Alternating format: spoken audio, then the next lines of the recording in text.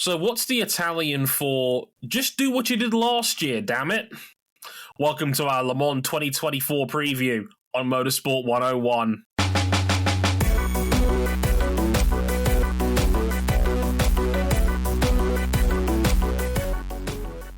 Yes, the time of year where I get the reins.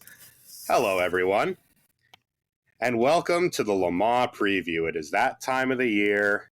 It's humid, it's hot out, and we, motorsport fans, are getting prepared for the absolute demolition of sleep schedules, the calling out of work, which, sadly, can't really do anymore. Sinus infections and all that. It's me. It's Cameron Buckley. It's him. It's Andre Harrison. Hi, everybody. It's kind of weird playing second fiddle on my own show. This doesn't happen very often, given I like to think I'm quite versatile on motorsport, but this is the one time of year I let Cameron Buckley cook. You don't normally get a white guy in charge of the barbecue, but here we are.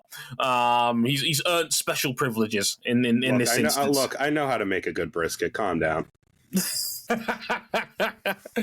As you do. Welcome to our 2024 Le Mans preview, the 92nd run-in of the famous race at the Circuit de la Sarthe, the 24 hours of Le Mans, 62 entrants representing 14 different manufacturers, heading down for the ultimate test of stamina, perseverance, reliability, and raw outright speed.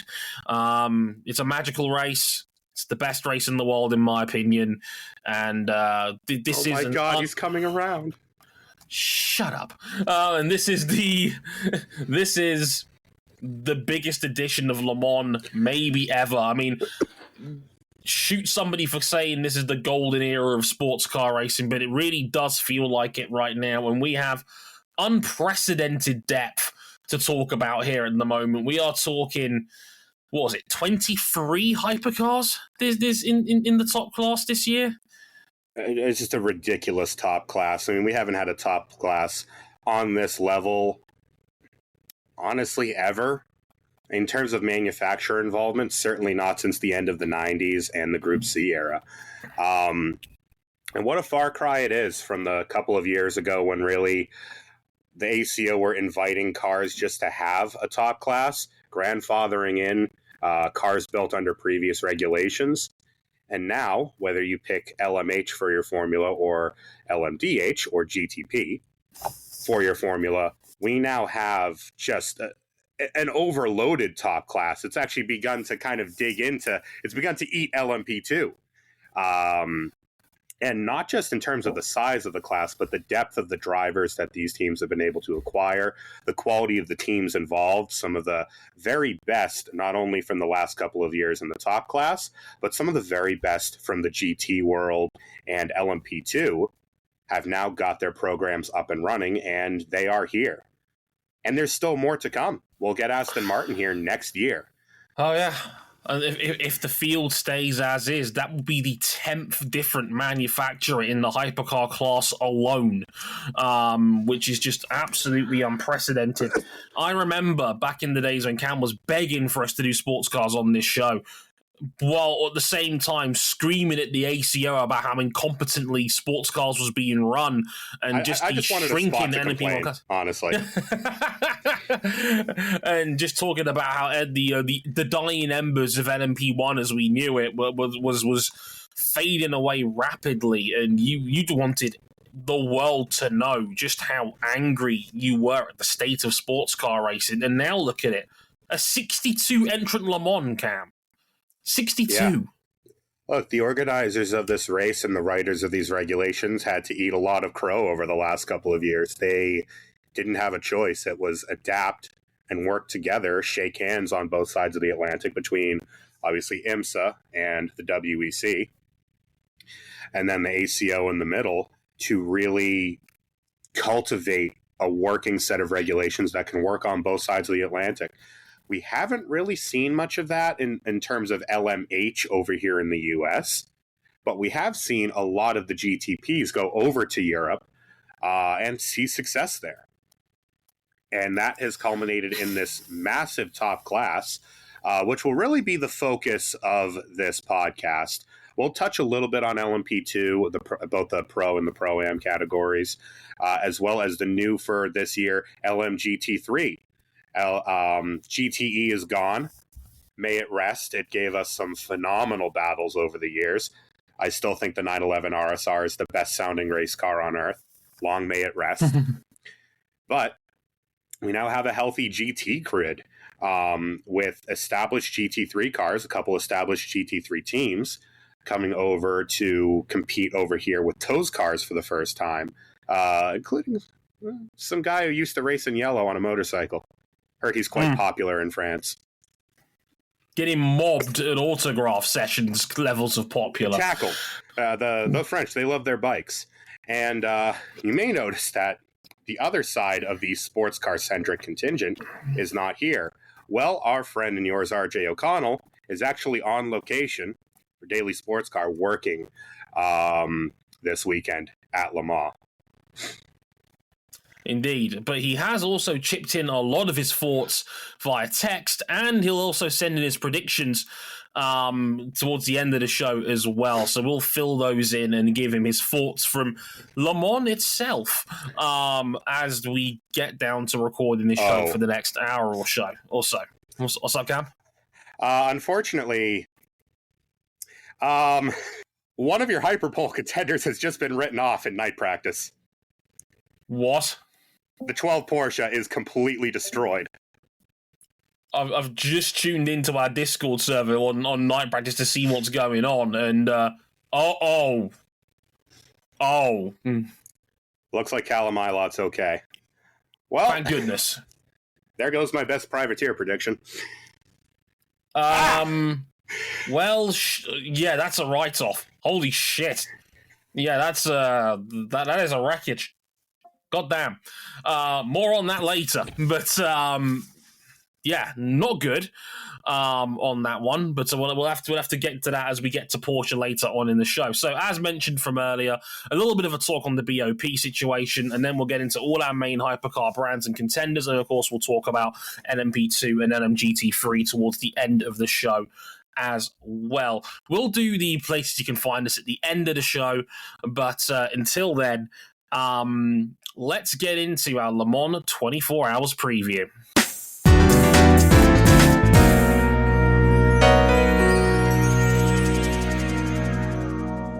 Now, to preview this just a tad for those who may not be regular sports car watchers, we're going to go down the list in terms of top class category manufacturers from their fastest times from pre-event testing. We have a full-blown test day at Le Mans before the official proceedings occur. All of these cars run on Michelin rubber. All of these cars have hybrid powertrains. Toyota, Ferrari, Peugeot, and they run with front axle hybrids. All of the LMDH cars have rear axle hybrids. Now for this year, that horrible little segment that we always got to talk about, balance of performance. And it's actually pretty interesting this year. There's been no massive swings like there were last year that I have to complain about for months on end. Rather, a few tweaks here and there, but the introduction of a new two-stage system where some cars lose or gain power above 250 kilometers per hour, whatever a kilometer is. So you're basically using that to control the speeds of the cars. Some cars have remained static, like the Porsche. Some lose a little bit of power above 250, like the Ferrari. Some of them gain a little bit, like I believe the Peugeot and a couple of others. Yeah, so, the BMW, the Isottas, Alpines, and Toyota all gain about 1% or just under 1% of their power above 250 clicks. So they're the big winners of this new power gain feature. Yeah, and so it's another tool. I really don't love the fact that it's being introduced for Le Mans when we've had effectively 2 races to do a dress rehearsal for it if they were going to bring it in. But we're just going to have to wait and see what effect that has. we'll see come race day. We will indeed. I mean, what's your overall impression of the BOP going into this race? Because the overall impression, I guess, that Peugeot got the biggest performance break. They needed it, to be fair, because the 9X8 has just not been at the races outside of Qatar, where they were set to get a podium finish, but then their car died on the final lap, effectively. Besides that, I mean, Peugeot's gotten the biggest break. Ferrari's top speed has been nerfed compared to just about everybody else. I mean, minus 1.7 on the power gate is about, I worked the math, it's about 11 horsepower, which is genuinely significant. There is no greater power track on this earth than Circuit de la Sarthe. If you are lacking horsepower, you've got nowhere to hide, especially if it's regulated that you lose a little bit. So we're going to have to see thus far, and there's always going to be an element of keeping your cards close to your chest. The BOP games have started with discussions from Toyota mentioning how others are favorites, Porsche backing away from the favorites claim, the discussion about the power gain system. So far, we're currently in night practice. We've had the first qualifying session. Pretty good mix at the top of the field. It looks like they've got this relatively close. I mean, seeing qualifying and seeing the practice runs so far, we're recording this on Wednesday night, and seeing the first day of practice and qualifying, I think they've got it pretty close. I mean, we got 7 different manufacturers into the top 8 spots at Hyperpole. Well, 6 now, because should have been more.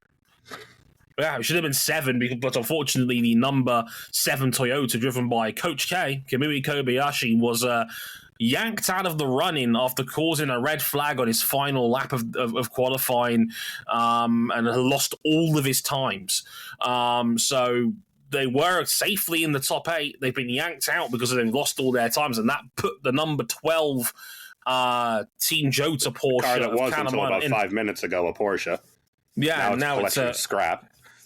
Which is not ideal, but we still have 6 different manufacturers in the top 8 for Hyperpole qualifying tomorrow as we record this. So I think they've seemingly got it in a pretty good place right now. I mean, we had Alpine in the top 5. We've had only 2 of the 6 fleets of Porsches make Hyperpole. It's a bit all over the place right now. I mean, Seb Bourdais was up there. BMW was right up there as well. So BMW went fastest. Yeah, only I think 1%, less than 1% covered the field, which is great. That's where you want it to be. So I mean, a lot of people reckon one brand is on top, and we'll get to that later, but it looks to me as if the field is pretty damn close right now on outright speed, which is where you want it to be right now. Exactly. And they've done it without having to make the huge swings they did last year, because last year Toyota were prohibitive favorites going in, and rightly or wrongly, they took a whack at them. This year, it's been a lot more nip and tuck, which you expect in the second year of the proper second year of a set of regulations. And so far, I like what I see. What I will preface that with is that we are still about 2 seconds a lap away from last year's pole time. There is still a lot of lap time to be found, especially when, I mean, generally, session to session, this year's been about, some sessions about 0.6 faster than last year, just on understanding and development on these cars. So I think they've got it in a pretty good place. I think so too. Shall we try and break down? I mean, we'll get to this when we inevitably review this race, because just to see how well the BOP actually fared. But shall we break down the runners and riders, Cam? Absolutely. Yeah, let's get into Isotta Fraschini first. The minnows of the field, shall we say. It's an interesting setup. Just the one car, the number 11, team of Jean-Carl Vernet from France, 2013 GTE AM winner. Antonio Serravalli, from Canada, rookie from Indy Next and IMSA LMP3. Oh no, it's the dentist class. Run for your life. Oh. And Carl Bennett, the Thai American rookie from Asian Le Mans Series LMP2. And I'll read RJ's notes as best I can as he leaves them here on my sheet of paper. And it says here, quote, "No matter the difference in pace between the top-of-the-line hypercars and themselves, or themselves to the LMP2 frontrunners, the goal for Isotta and the Duquesne team is to simply finish the race," which seems like a very easy goal on the surface. But for a boutique team with two rookies taken on because of the commercial realities of the sport, you'd be surprised how tough that bar is to clear. Bike holes in its many iterations hadn't done that in over 15 years. Perhaps a stronger benchmark should be Glickenhaus last year. Despite problems, they persevered to finish 6th and 7th overall. But that might be too much to ask for this first-year team. Yeah, I mean, I can only really echo what RJ wrote there because, I mean, Duquesne are a fairly competent, team. They built a reasonably solid LMP3, and this car has actually been developed by the same crew as well, who used to do the Ferrari GT cars. But ripping the bandage off, this is the minnow. This is the one self-constructed privateer amidst a sea of privateers with cars bought in, mostly from Porsche, or the manufacturers in their various states of experience and development. I think the biggest concern about this team is really how raw their driver lineup is, because thus far, the car has shown flashes of pretty decent pace, in between the occasional reliability issue inherent to a brand new car.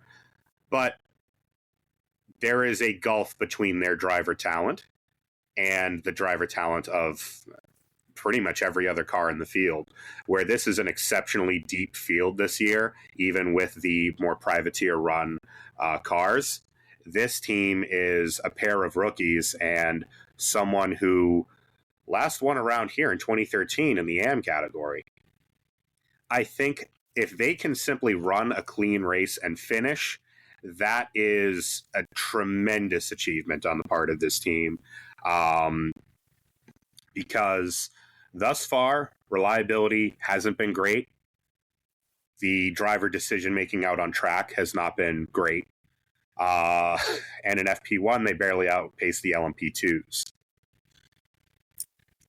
Not ideal. It is what it is. But I do want to see them. I want to see them run a clean race. I want to see them finish, because there's a lot of very, very hardworking people, kind of in all components of this team, who are really just trying to get this off the ground and then see where they are.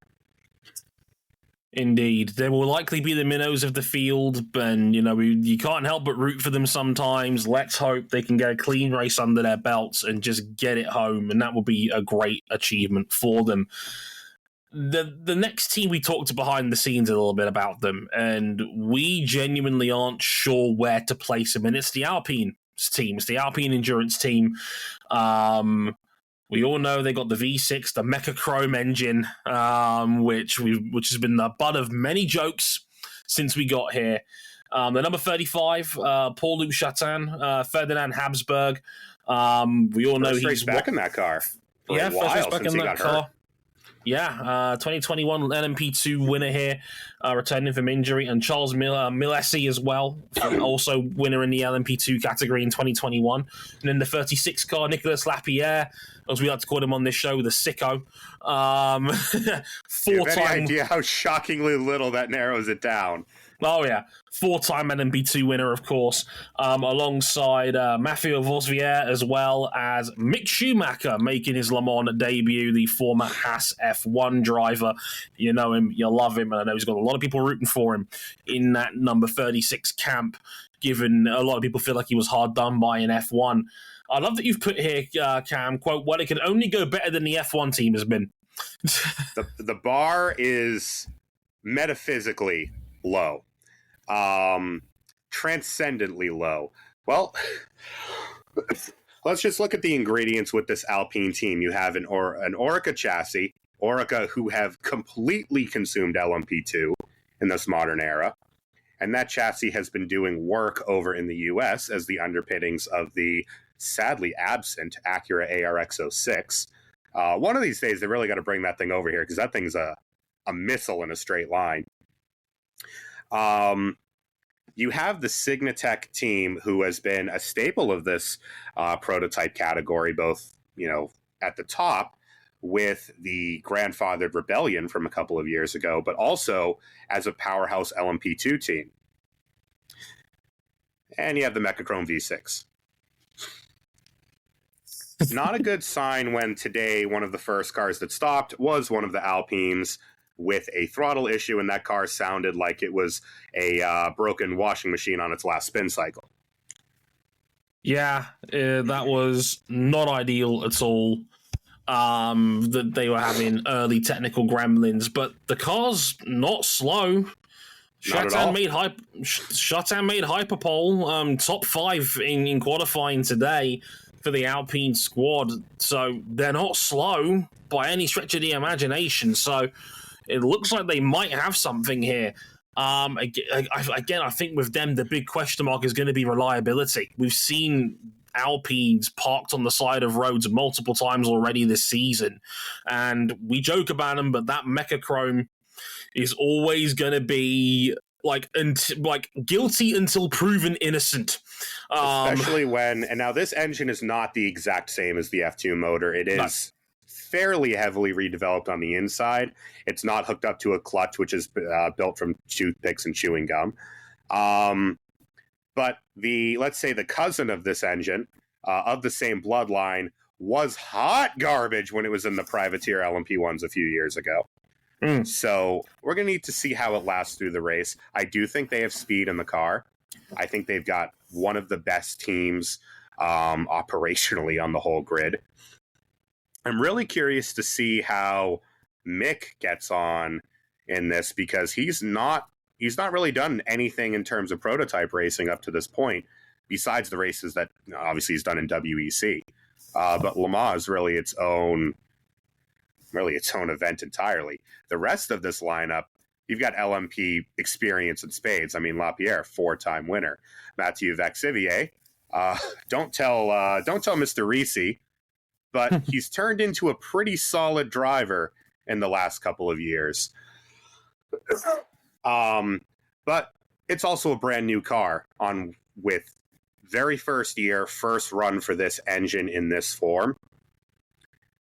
I think they've got speed to do something with it, but reliability is going to be the big question mark. They need to run a clean race first. Yes. Next on the list, we have Cadillac, who are still looking for their first Le Mans win as the race entity they are today. The Dallara chassis, the 5.5-litre naturally aspirated V8, they are split into the Action Express racing team, the 311 in that lineup. Pipo Derani, you know him. I wouldn't say you love him, but Pipo Derani is there. You all know what to expect with him. Jack Aitken returns. Hopefully his Le Mans lasts more than 25 seconds this time round. And not Tom Blomqvist, because we all know what happened with him in IndyCar. Let's just say he was told to kick rocks right before he could actually make it back to France in time. And instead, his seat is now going to 2022 Formula 2 champion Felipe Drugovich, making his Le Mans debut from Aston Martin's F1 feeder system. And I use the term feeder system in inverted commas. But also... Pre-season testing, as you said. And also the other two cars are the usual two from Chip Ganassi Racing. Their last year running the Cadillacs as we know it. The number 2 car in blue, Earl Bamber, 2-time Le Mans winner in 2015 and 2017. Alex Lynn, who's won this race with GTE Pro in 2020. And making his Le Mans debut, the best IndyCar racer in the world right now, Alex Palou makes his Le Mans debut after very much impressing at Daytona over in IMSA earlier this year.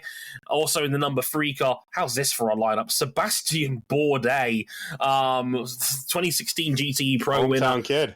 Hometown hero, Peugeot veteran, four-time champ car winner, one of the best racers of this generation, Seb Bourdais, Renger van der Zande, whose name sounds like the Bowser's theme music, and some guy called Scott Dixon, this generation's greatest IndyCar racer.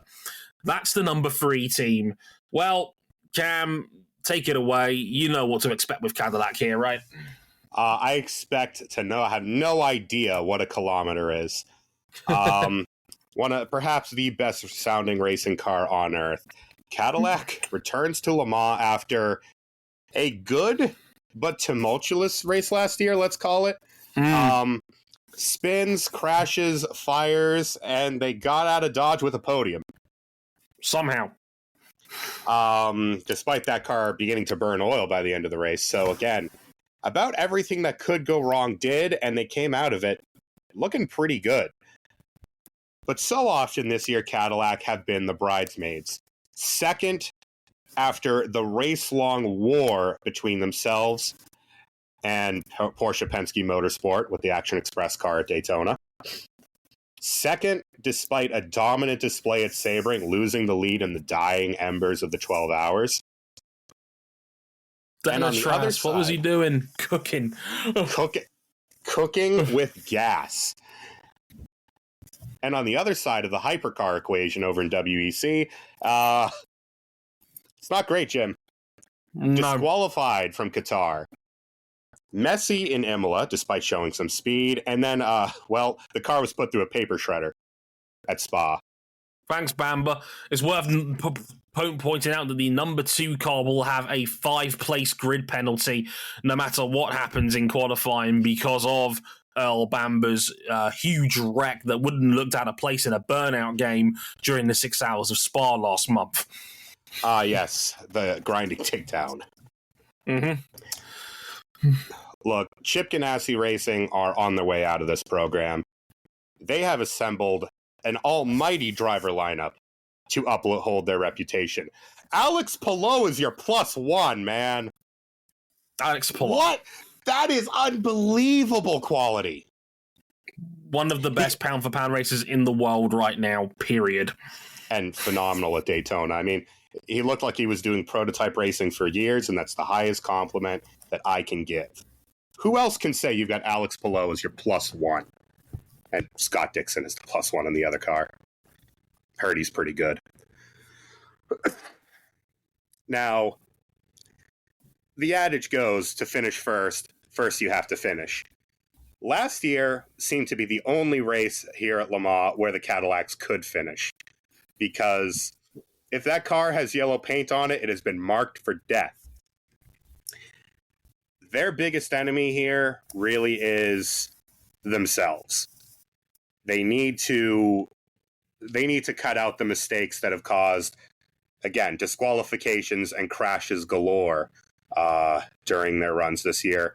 Not great reliability as well over in Daytona, where the yellow caddy, the 01, succumbed to a catastrophic electrical failure that put them out of the race.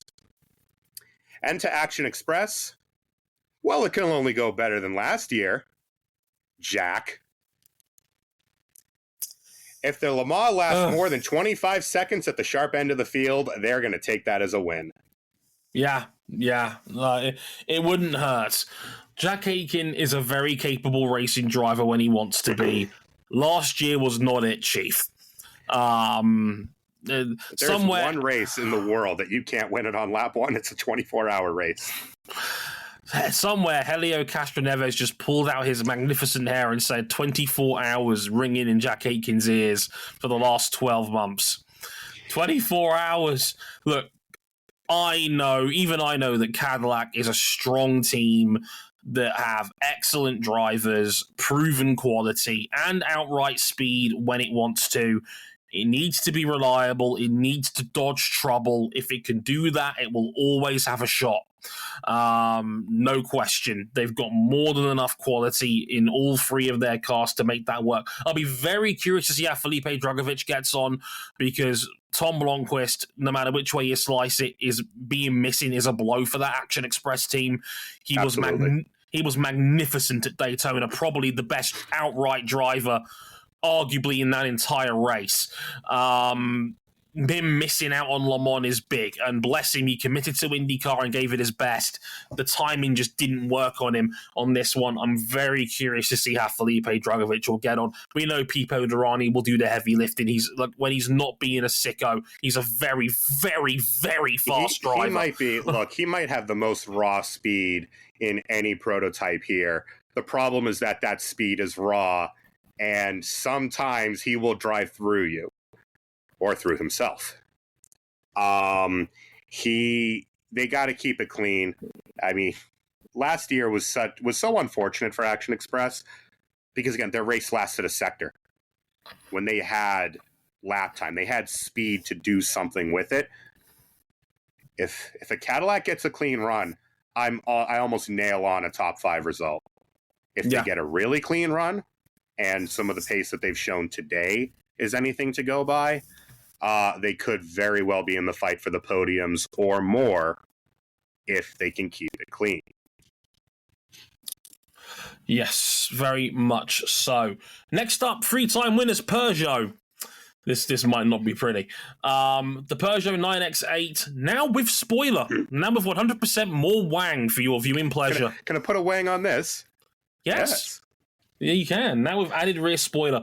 2 cars again this year. In the 93 car, Mikkel Jensen, a future Porsche Formula E driver, Nico Muller, and Jev, your favorite supermarket scanner himself, John Eric Verne. In the 94 car, former F1 racer and LMP2 winner in 2020, Paul di Resta, alongside Loic Duval, who won this race back in 2013, and Stoffel season, baby. The waffle himself, Stoffel Van Dorn, in the 94 team. Again, driver quality very much there. But this car's been given the biggest BOP break for a reason, Cam. Yeah. Forget everything you know from last year because Peugeot are same, but different. Last year, the surprise of the race perhaps undoubtedly was the little wingless car that was a peaky mess all season coming alive in the mixed conditions and rocketing out ahead of the field.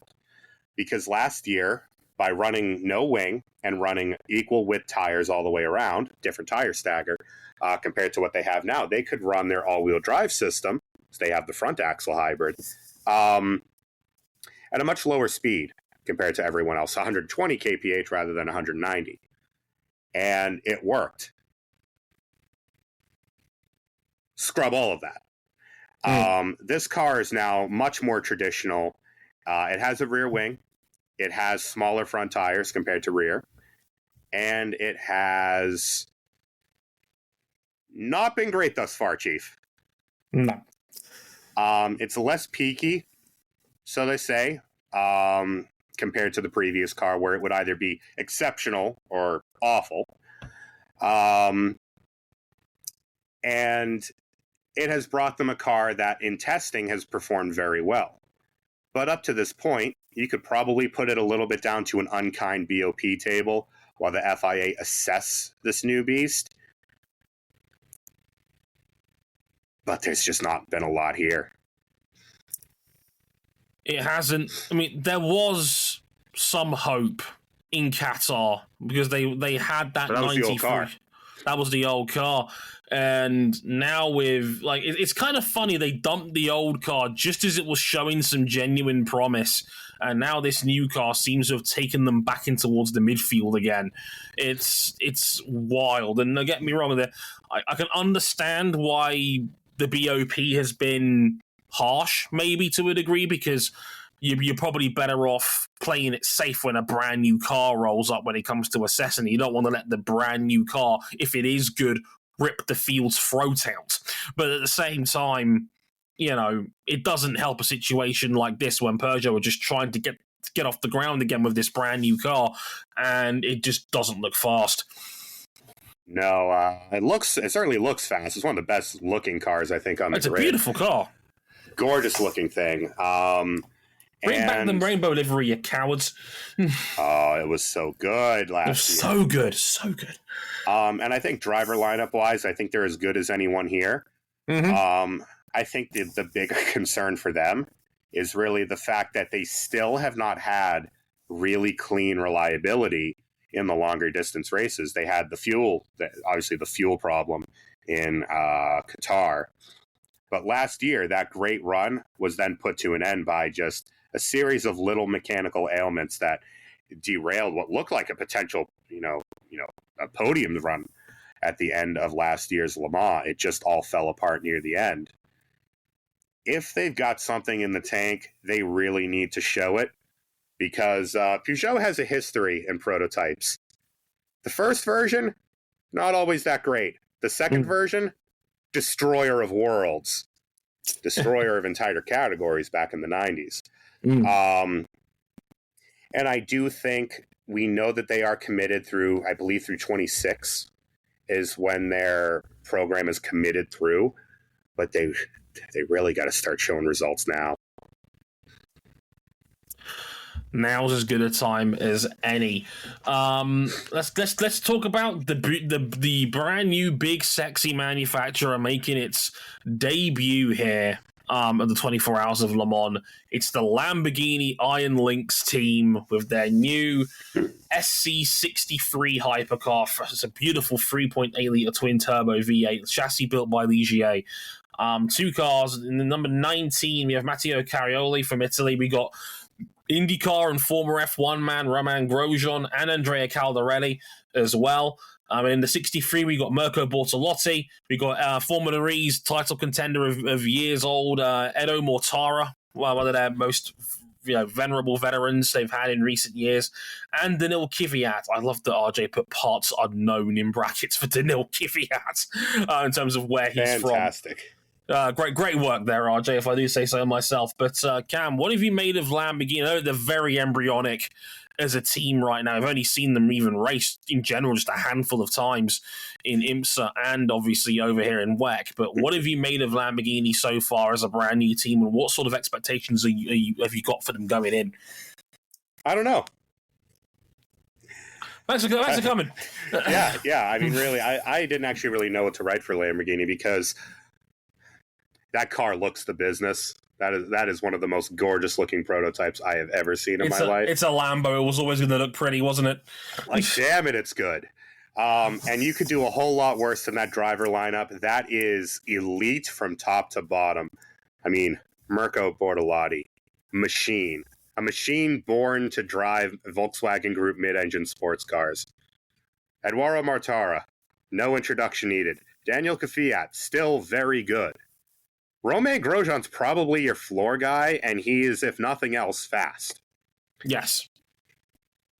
But let's call Lamborghini what they are right now. As you said, this is very much an embryonic car right now.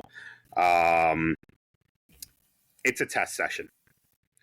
It has had all the shakedown issues of a brand new race car. It isn't helped by the fact that this is a truly new chassis as well. For those who don't know, the GTP cars are built on the backbone of 4 existing tubs, 4 bought-in tubs, and then you build the car around it. This is the only one thus far built on the Ligier chassis. So it's a brand new chassis. It's a brand new engine. A team that hasn't run here before with the prototypes, and it's a 24-hour race. Now, usually that doesn't mix, but it worked great for Ferrari last year, so maybe they see what they are. Good luck, have fun, and they have to hope they make the flag with both cars intact. I think just finishing is a win for them with the program in the situation it is right now. They're very raw. This is going to be a baptism of fire. Yeah, this is uncharted waters for them, isn't it? Like, this is their first 24-hour race, I believe, of any kind. So, did not run Daytona. It was too late. They ran the test, but they did not run the race. And Sebring, well, the car was just racking laps. Yeah, it was just there to make up the numbers. It was a glorified shakedown, literally, in many cases. And so this is a very embryonic team, very embryonic car. just get it home and see. Basically, use this as a learning experience. So you'll learn more about your car in the next week than you will have had for the previous 2 years when you were developing this thing. Le Mans will bring up will bring up tests that you will never even think about when it comes to your cars in here. So just run it and see what happens. Basically, great racing cars. Audi proved this a long time ago with the R8, which, as we know, became a car that brought the world to heel for about 5 years. Great racing cars can't just test. They need to be raced. There are things in race conditions that you just can't simulate. If they get out of this clean, even if they just get the cars to the finish, I'm expecting reliability issues for them. That is a win. And then your program begins to pick up steam and you begin to not just, fight to survive, but actually begin to become competitive. I think that's the expectation around Lamborghini. Any position they get in class, I think is a bonus for them. I think that's a fair assumption as well. Next up, BMW. The BMW M Team WRT, you know them. They're very experienced veterans of sports car racing and management. You'd think the BMW brand is in good hands with WRT helping to run them. Two strong cars, two strong teams again. The number 15, one of the fastest dudes in qualifying already. Dries Vanthoor was the one who guided them there in the number 15 car. He won the GTM class here in 2017 alongside their new boy, the Hammer, Raffaele Marcello. It's his first Le Mans. As if we call him new. A monster in the sports car world. Yeah, a sports car demon from Switzerland. But this is his first time running Le Mans in the big boy class for the first time. And Marco Wittmann alongside him as well. Again, first Le Mans for him as well. If you're a DTM fan, you'll certainly know of Marco Wittmann. And in the number 20 car, Sheldon van der Linde from South Africa. Again, another DTM veteran, DTM champion, I believe, as well. I think I'm right in saying. In the 20 car. Again, his first Le Mans in the big boy category alongside Formula E and LMP2 class winner Robin Freins and Rene Rast, who is just fucking fast in anything, really. Rene Rast is Rene fast. RJ's chipped in with some notes here saying, quote, "When I talked to Marcello van der Linde and Vincent Voss, the boss, today, the expectations were pretty tempered, but there's a feeling that they're close to a breakthrough, and Voss enjoys the challenge of building up a new program and representing BMW on this, the 25th anniversary of BMW's one and only overall win, the legendary V12 LMR back in 1999. I certainly wouldn't bet the mortgage on a BMW win. The field is too deep and a top 10 result might be a huge achievement for the state the program is in, but I'm curious to see how it does at Le Mans. I like the drivers they have, and WRT is a world-class organization. If they can't make this package work, I'm not sure who can." I'd love to know, BMW, again, are still behind the 8 ball compared to some of the real big hitting rivals in Hypercar. I know they're a year behind or so, Cam. But what do you make of RJ's comments about the state of the project at this point? Because it feels like it's been, I want to say teething problems, but I think it's more than that at this point, right? Copy and paste a lot of what RJ said, and that's more or less what I would say about the program. They would be the first ones to tell you that they're not where they would be hoping to be at this point of the life cycle. This car has run in the past year in IMSA. Not been great, Chief, more often than not. Not great. There are the flashes, though. There are the flashes of something more. We saw one today. A BMW went fastest overall in qualifying. Not for pole, but they are in hyperpole, and that alone is an achievement. Mm-hmm. At the same time, there were cars that were about to knock that 15 BMW right off its perch, and then Coach K went off the track. I think if you were to pick a team to get this team out of the mud, there are no one else out there better than WRT. They arrived in LMP2 with vengeance. Immediately one of the best teams in the class, immediately competitive at Le Mans. And their driver lineup is as box office a lineup as you will see in any sports car race on the planet. That is all-star quality, top to bottom. But this seems like a big but.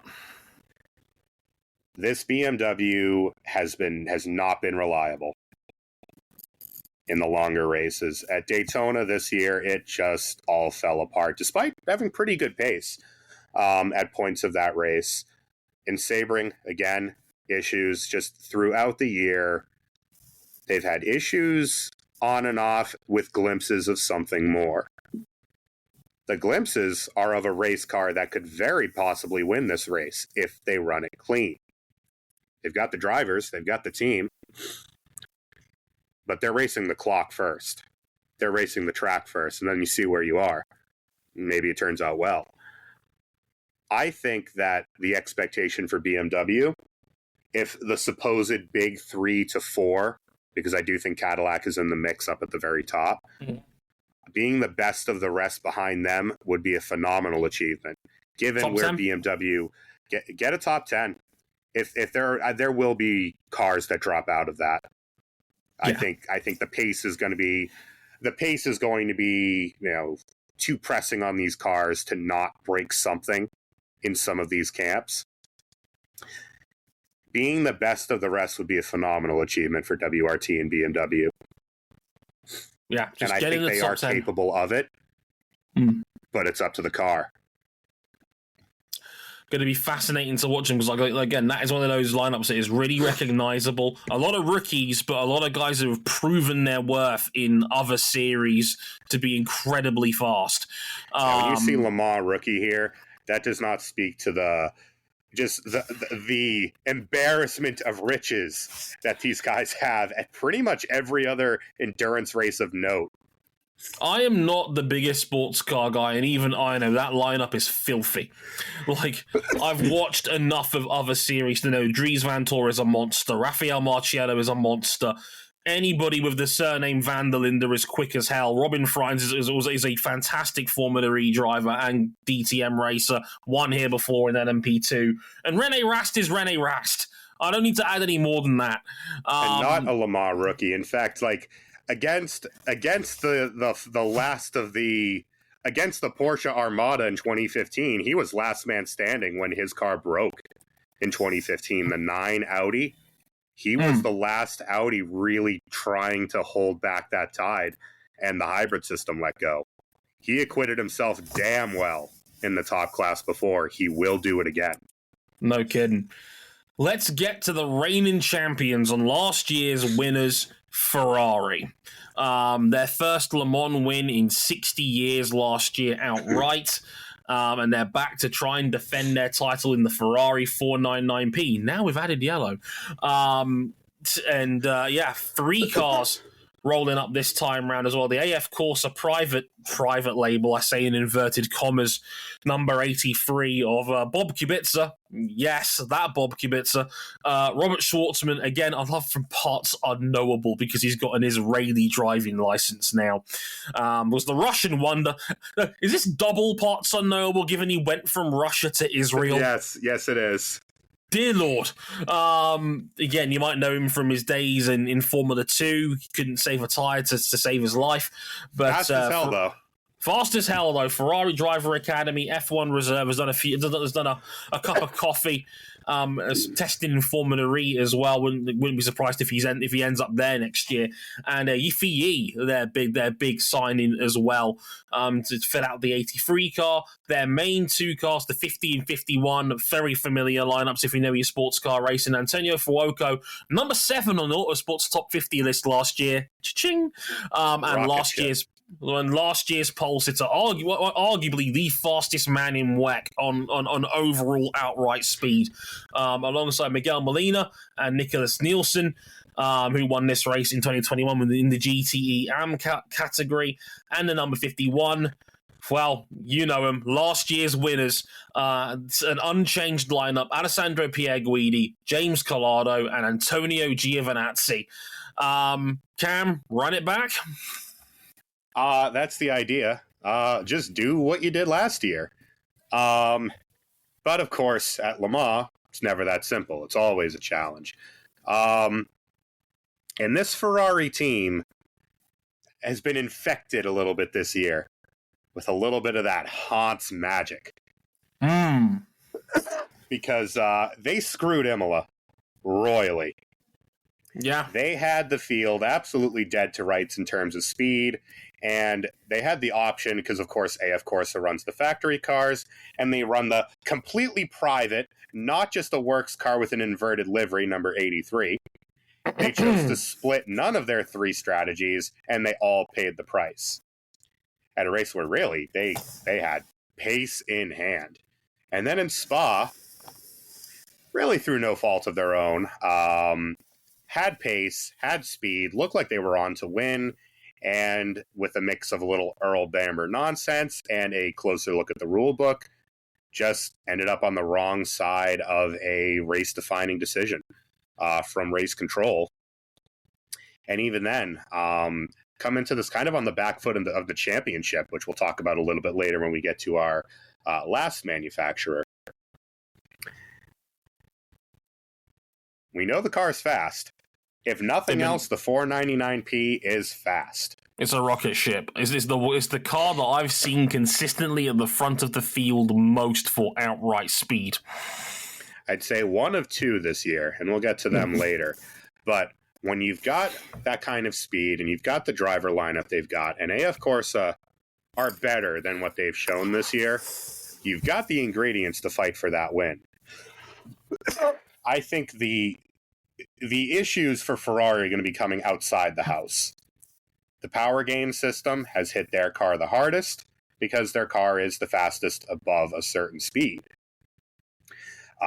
They've still gotten a weight break compared to those around them, so it's not all bad on the BOP table, but it's not been, what it was last year after that change before the race where, speed-wise, they were just swinging hammers all week and throughout the 24. It's not been that. No. And I think they've got a lot more competition this year. And last year was not clean, of course. 2 big electrical issues. One cost them the lead. The second one almost cost them the race. Almost. So, for reliability, you got to shore that up. That's the only time we've seen this car run in 24 hours, because, of course, it doesn't run over in America. And you've got to execute. This is what we talk about Ferrari all the time. They should have a win on the boards this year, and they failed to execute. In Imola, on home soil. We know they can. But will they? Sums it up beautifully. They should have on the other side of things, just to talk about AF Corsa's +1 car. When your +1 car is Bobby K, Robert Kubica, Robert Schwartzman, and Ye Fei, holy shit, that's a good lineup. Holy shit, that's a great lineup. Yeah, it's a great lineup. Incredibly strong across the board. They've got 9 excellent drivers. It's a fleet. They really should be winning this, or at least should be they're going to be in the fight. Yeah, no question. Can they back it up, though? They're the first off of what we consider the 3 main contenders for this race, because here's the next one. It's Toyota, 5-time winners of this race. 5 times in the last 6 years they've won this overall race. The juggernaut overall package of Le Mans in recent times. Toyota Gazoo racing in the GR10 hybrid. You know them. You've seen them. Now in dark mode for this year. And again, 2 very strong lineups, even though there's a line through one of them. In the number 7 car, originally was supposed to be 2021 winner of this race, Mike Conway, or as Conweezy to his friends. Unfortunately, he had a horrible cycling injury where he broke a collarbone and some ribs last week. Ironically, with the man who's now replacing him, and that's Jose Maria Lopez, who will fill in at the last minute in the number 7 the new car. Boss. Same as last year's boss. Yes. Old teammate fellow 2021 overall winner, Pachito as they call him. He'll be in the number 7 car alongside Coach K, Kamui Kobayashi, who was in that 7 car when they won it in 2021 as well. They're bringing back the old boys. And Nick DeFries, who do not let the F1 run fool you. Nick DeFries is a very, very good sports car driver in that number 7 seat. And in the 8 seat, again, same team as last year. 4-time winner of this race, Sebastian Buemi, 2018, 19, 20, and 2022. Brendan Hartley, 3-time winner of this race in 2017, 20, and 22. And Ryo Hirakawa, who won this race in 2021. Again, needs little introduction. They're Toyota. They will always have a shot here. Yeah, car is in dark mode, and yet it's been kind of a dark mood over at Toyota. For all of the recent success at this event and in this series, they have cut a downtrodden figure pretty much all the way through the week. Now, plenty of that is political wrangling after they call a spade a spade. They lost the political game last year. And just close but no cigar. They will have felt very hard done by last year's race, despite their previous success. It ain't helped by the fact that there is no Toyotas in Hyperpole, because Coach K was on 2 purple sectors, spun it going out of karting, trying the Andre Lauderer line from years long past, spat him wide to lead at all times. And because it was right at the end of the lap, it also cost Brendan Hartley a chance to get the 8 into Hyperpole as well. Not exactly great. Yet, this is the temple of operational excellence and the most seasoned car here. They've received a weight break going into this race. And compared to last year, they are much more in line with everyone else's BOP. And they do have a win on the board here, thanks to that operational excellence powering them to the front in Imola, alongside some exceptional driving from that 7 crew. The loss of Conway is going to sting, because he has been dynamite here pretty much nonstop since he joined Toyota. He's him. He has been him here for a while. Kamui Kobayashi, you know what to expect. He's the overall lap record holder here. He is just mechanical in his speed and his consistency. A little bit messy in qualifying. You'd expect him to clean that up for the race. They're going to be going into this race with a chip on their shoulder. They will feel that they got robbed last year. They want revenge. Yeah, Hirakawa's mistake in the stretch sealed off a race where they were already pretty mad.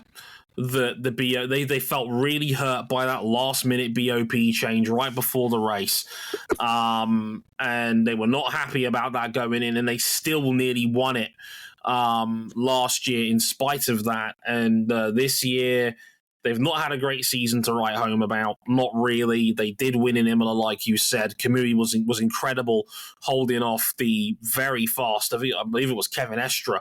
Kevin in the Porsche, yeah. Kevin in the Porsche trying to chase him down in Imola, and Kamui held on as the clock ran out in that race. You know what to expect. Toyota are the kings of operational excellence in WEC. They are going to feature in this race by hook or by crook in some capacity. Although even Toyota admit they're not the favourites going into this one. They've already. I think they're saying that. You think they're playing this down, but they have pretty much openly said, and I quote, Porsche would do well to not win it from here. Which is kind of wild. I love if they're correct. I fucking bet you would. But yeah, I do think Toyota will feature. I do think Toyota will lead. I think Toyota could win. But last year was a car practically overwhelmed by the BOP change. Their brakes are basically on the edge all race. This is the most seasoned car here. This car has been running since 2021 in one form or another. It has received its Joker updates, and it has been honed to a knife edge. This car is quality. Mm-hmm. You don't win Le Mans, you know, 2 years they have with this car without it being quality. But there is always that little sign hanging over Toyota. They gotta win this race with real competition. Whether you believe that or whether you are in that camp or not, the hashtag win a real ring crowd, you know they want to shut the haters up. No kidding. And again, their main contenders across the aisle, Porsche Pensky Motorsport and the Porsche fleet in general, 19-time winners of this race. They're going for number 20. And if you believe it from the factory end of things, the one big race that Roger Penske has never won as overall team boss. Kind of the only one outside of Formula One. Pretty much. This is the one this is the one that's always eluded him, and you'd argue this is the best chance he's likely ever had to finally take the big one. The Porsche 963, and as my colleague at Autosport Gary Watkins said, 6 bullets in the chamber for Porsche going into this race. Because via 3 different teams, the Proton competition team in the number 99 with Neil Yarny, who won this race with Audi, I want to say, in 2016. No, the won it at the death. He was in the car when the 5 Toyota's turbo let go. He crossed the line. Indeed, yeah. Number 9, Neil Yarny, alongside Harry Ticknell, who's won this race twice in LMP2 in 2014 and 2020 in GTE Pro, and Julian Andlauer, who won this race in 2018 in GTM, but also had that phenomenal race in the 6 hours of Spa last month. He was sensational in that race. You know, when we talk about F2 drivers and we say that boy nice, Julian Andlauer is my GT that boy nice. I have liked this kid since Porsche Cup. He is a monster in the making. He basically renamed Eau Rouge at the 6 hours of Spa in the course of that race last month. Him going through Eau Rouge and Radeon was that bass-boosted Senna meme. Oh, yeah. Very fun indeed. Team Jota, I've got 2 cars, and that's going to be Will Stevens in the number 12. Well, yeah, 1.5. I'm sure they'll fix the number 12 in time. I hope that's not a tub, man. I hope that's not a tub on the 12. Indeed, because remember, you can't ever rule out touchdown Tom. In the number 12 car, Will Stevens, who's won this race twice in 2017 in the GTE AM class and 2022's LMP2 category. Canamirlot representing all you screwed IndyCar fans out there who still hate Junko's Hollinger Racing, and Norman Nato, Jake Dennis's dishwasher over in Andretti's Formula E team. Oh my God. So someone's got to wash Jake Dennis's dishes. In the number 38 car, you've got 2009 Formula One world champion Jenson Button alongside Philip Hansen, who won this race in the LMP2 class in 2020, and Oliver Rasmussen from Denmark. And I love that RJ put in brackets here. No relation to Christian. Not as ginger. Indeed. And of course, the Porsche factory team have 3 cars. In the number 4, they've dusted off for this occasion. The Tandy Man can, Nick Tandy, the 2015 winner with Porsche, Matthew Jaminet, who I think this is like only his like second ever Le Mans start in the big boy class, which is kind of weird. Because he missed the cutoff. He was basically he was promoted to the front of the GT program right as the 919 program died. Yeah, never got a shot. Weird how it turns out, but here he is in the number 4 car with Porsche and Felipe Nasr, who was incredible at Daytona earlier this year. That final stint. That final stint. My blood's boiling. The final stint of the gods to win the 24 hours of Daytona over at IMSA. In the number 5 car, Matt Campbell, who has been him in sports car racing this year across the board. The Aussie and 2018 GTM winner, Michael Christensen, 2018 GTE Pro winner, and Frederick Makowski from France, who won the GTE Pro class in 2022. And in number 6 car. You know him, you love him, the insane Kevin Estre, who's won this race in 2018 in the GTE Pro category. Andre Lotterer, still in the league, 3-time winner of this race in 2011, 2012, and 2014, and Lawrence Van Tor, who's a podcaster, but he also did win this race in 2018 in the GTE Pro category. Cam, talk about your mans. Well, I'm going to be real with you, Chief. Last year did not go to plan for those pining for the 20th overall victory. In fact, it was bit shit, as Herbert Amfauer once said about 1997's Porsche Le Mans showing. Vengeance is on the brain at Porsche. The 963 was promising last year, but not as promising as you might think with all of the testing, the fact that they were getting data from customer cars when no one else was. There was speed. There was the flashes of mighty pace, often buried under mechanical issues and just weird bouts of stuff going wrong, occasionally getting fused into the side of a McLaren by an LMP2.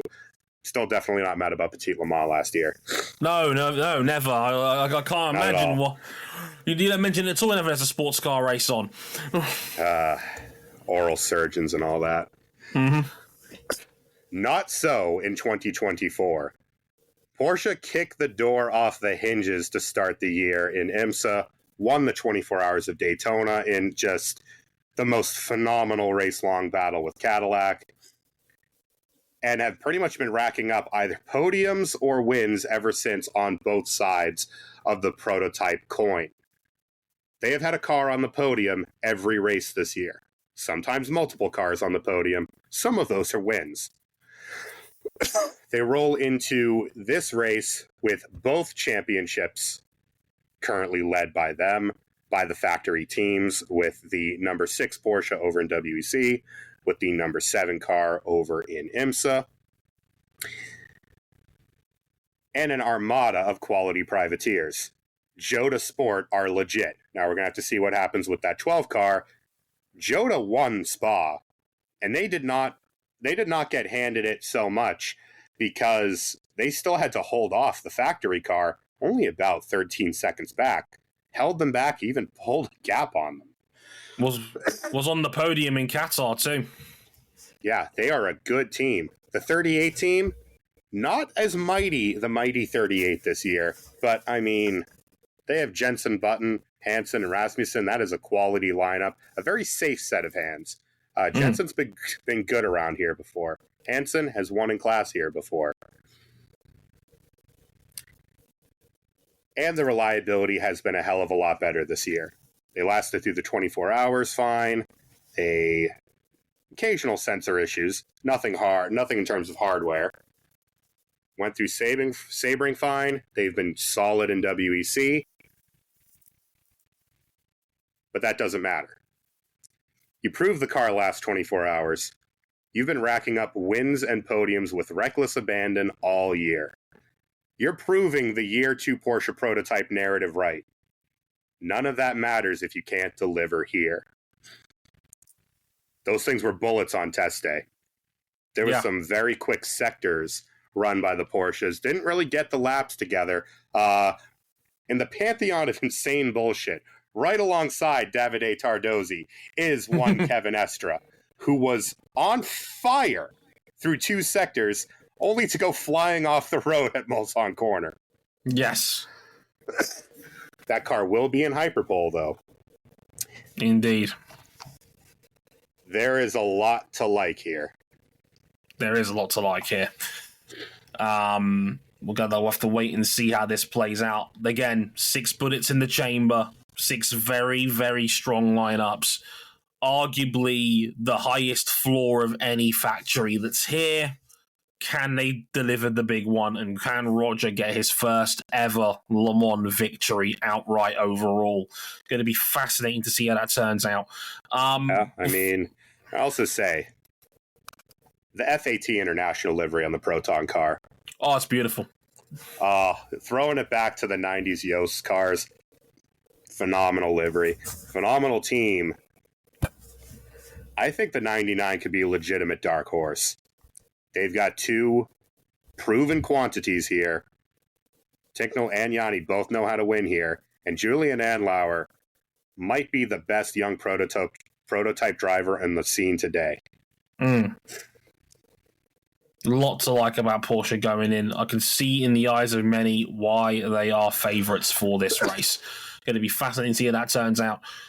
Cam, talk to me about LMP2. Obviously not in the World Endurance Championship anymore full-time, but of course they're back as a one-off for this race. 16 entries in total, some from the European Le Mans Series, some in the Pro-Am class as well. Who's the pick of the bunch for you? If I were to make an LMP2 pick right now, and it's kind of weird because in previous years we've had previous races to go on with LMP2. With this, it's basically everyone just lumped in from the classes abroad, not in WEC. If I were to pick a car out of Pro-Am, I really like that CrowdStrike number 45. Colin Braun, Nicky Katzberg, and George Kurtz. That's quality. That is high quality team. Colin Braun can wheel. NASCAR Truck Series alum Colin Braun can wheel.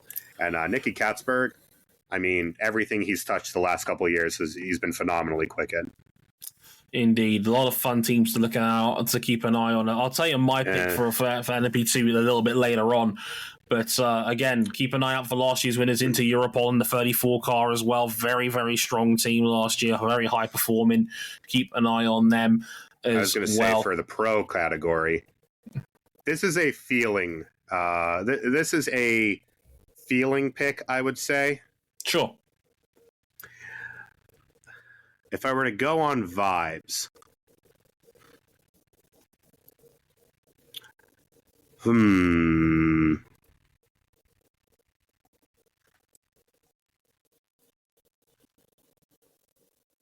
Factor?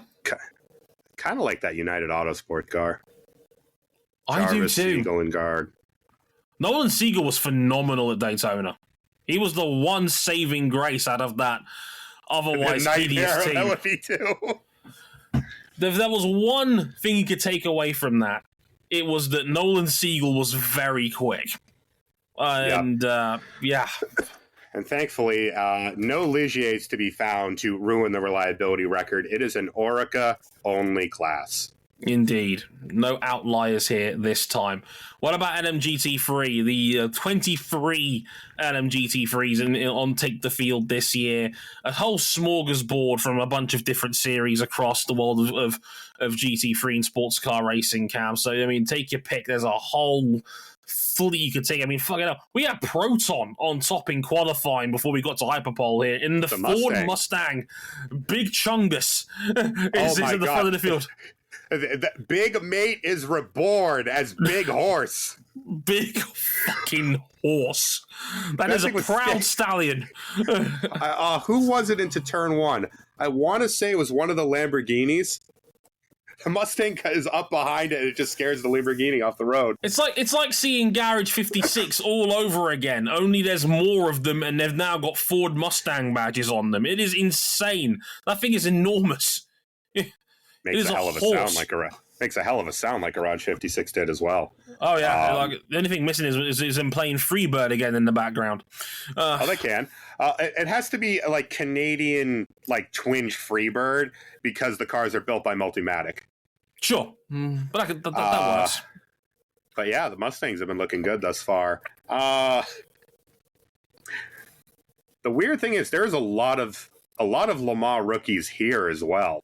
And none of these cars are truly new, but almost all of them are new to Le Mans. I mean, the closest thing, one Porsche 911 is the same as the last 911, which is the same as the last 911. Most of the rest of these cars are pretty much brand new here.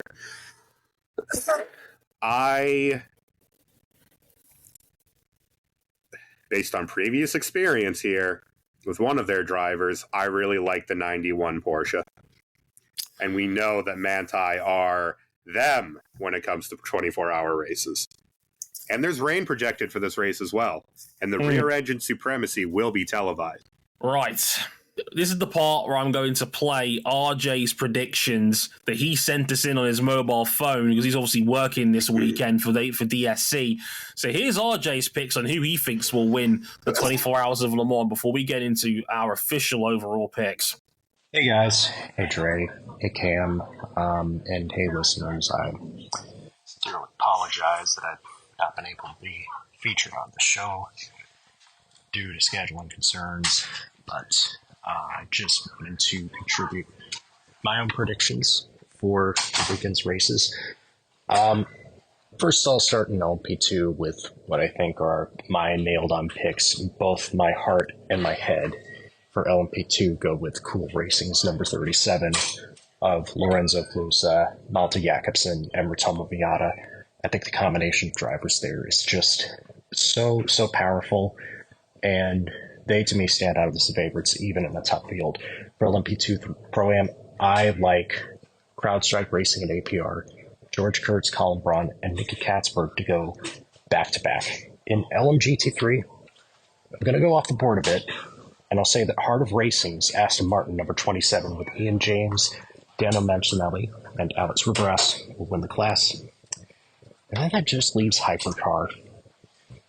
And God, what a deep field we have. My heart would love it if Toyota Gazoo Racing could get the one that got away back and prove that they can win with real competition if they ever need to quash any narratives. My head thinks it'll be Porsche, but I don't think it's going to be any of the white cars. I think it's going to feel a lot like 2015.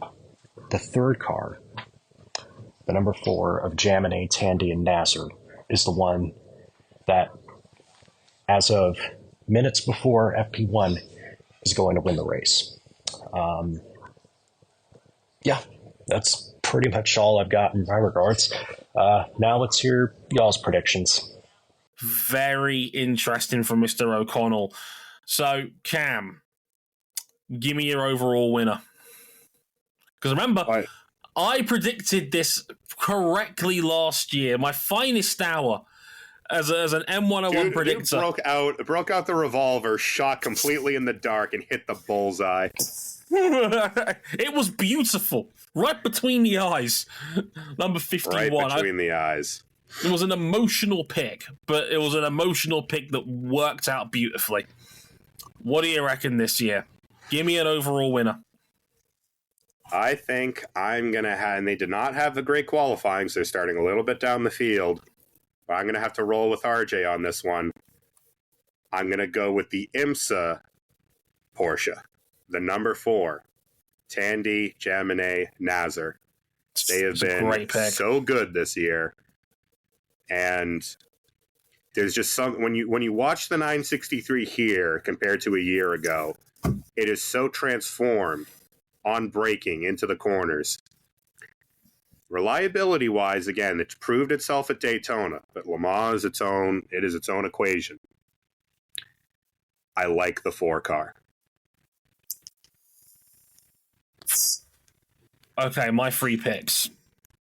LMGT3. They've been so unlucky this year. I can't help but not emotionally pick the Iron Dames in the 85. I would.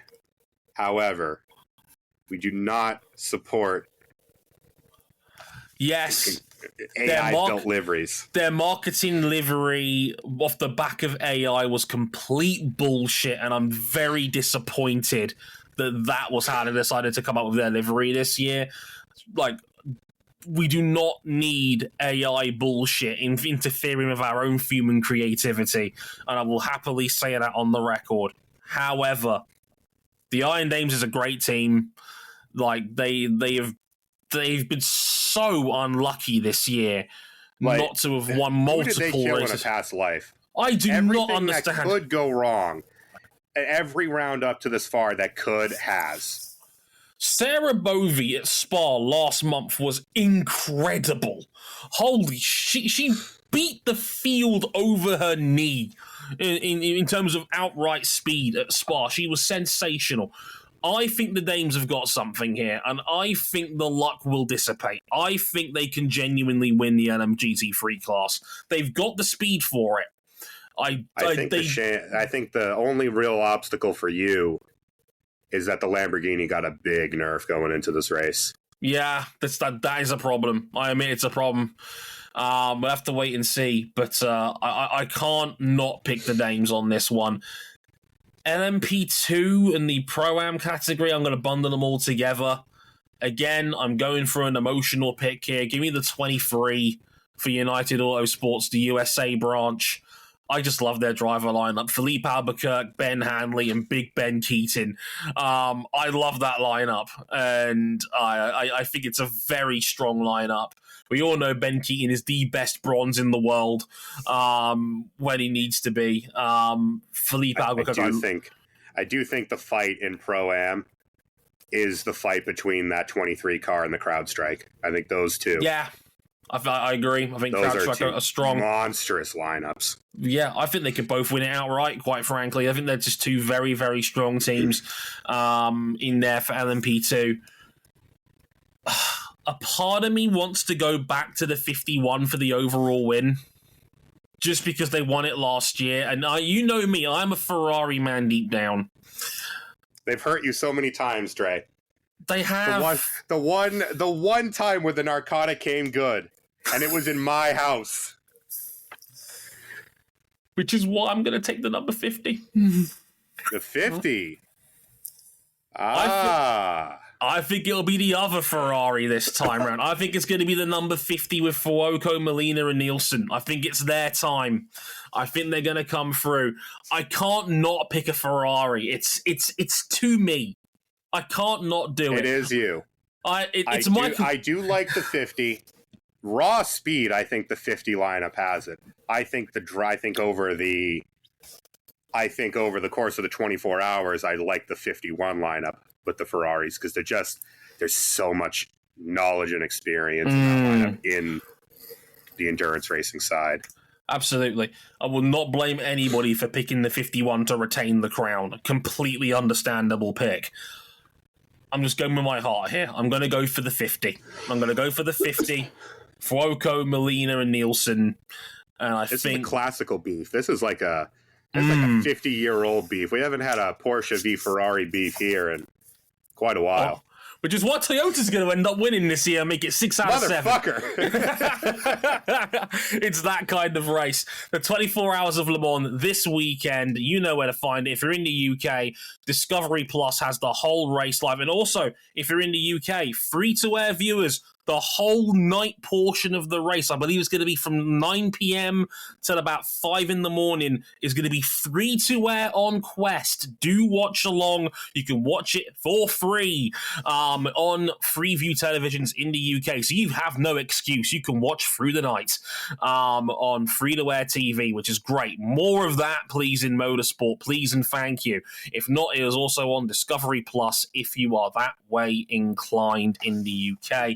US over do check here. it out. It's the greatest US race in the over world. Here, you're going to have that on Max. So if you are a Max subscriber, go into that sports section and enjoy the glorious high-definition broadcast.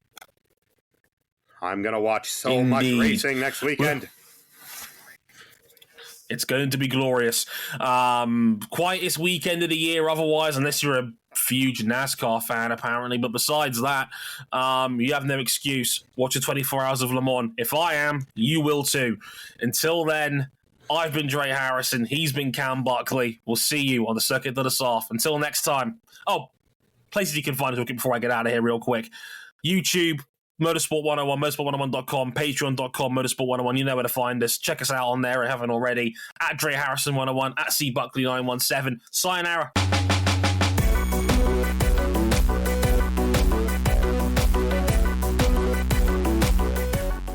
You like sports car racing now, don't you, Dre? Shut your fucking mouth. He's just saying that because he knows I'm right. Shut up.